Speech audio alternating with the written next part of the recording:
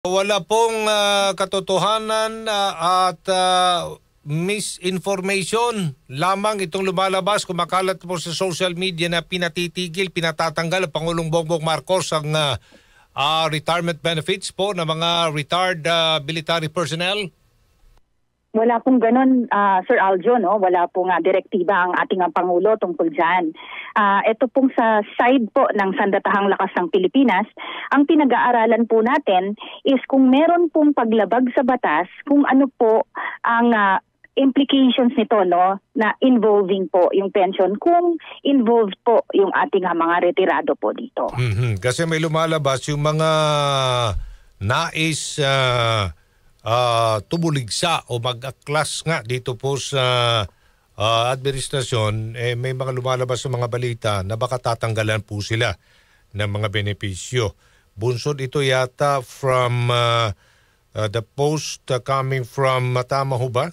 Kay Congressman Kiko Barsaga.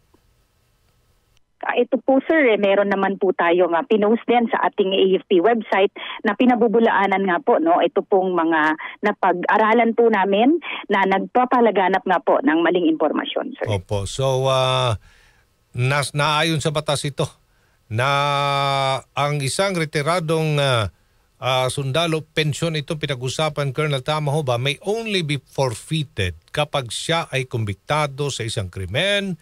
Tapos may due process pa ito and the final judgment ng isang competent court. So, walang official can arbitrarily remove or withhold ang kanyang pensyon.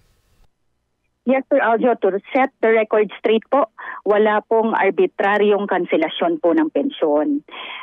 Ang layunin po natin masusing pagbusisi po, no, kung makatarungan po na ipagpatuloy natin na ng taong bayan nga, no, itong pagpondo po sa pensyon ng isang retiradong opisyal kung ginagamit niya po ang kanyang dating ranggo na magpalaganap ng maling impormasyon or ito pong inciting to sedition. So ito po lahat, Sir Aljo, should conform with the law. So sa ngayon po, pinag-aaralan to, ano yung batas, ano yung provisions po ng batas regarding this pa po. So it's still in the process po. It's in the works as of this time po.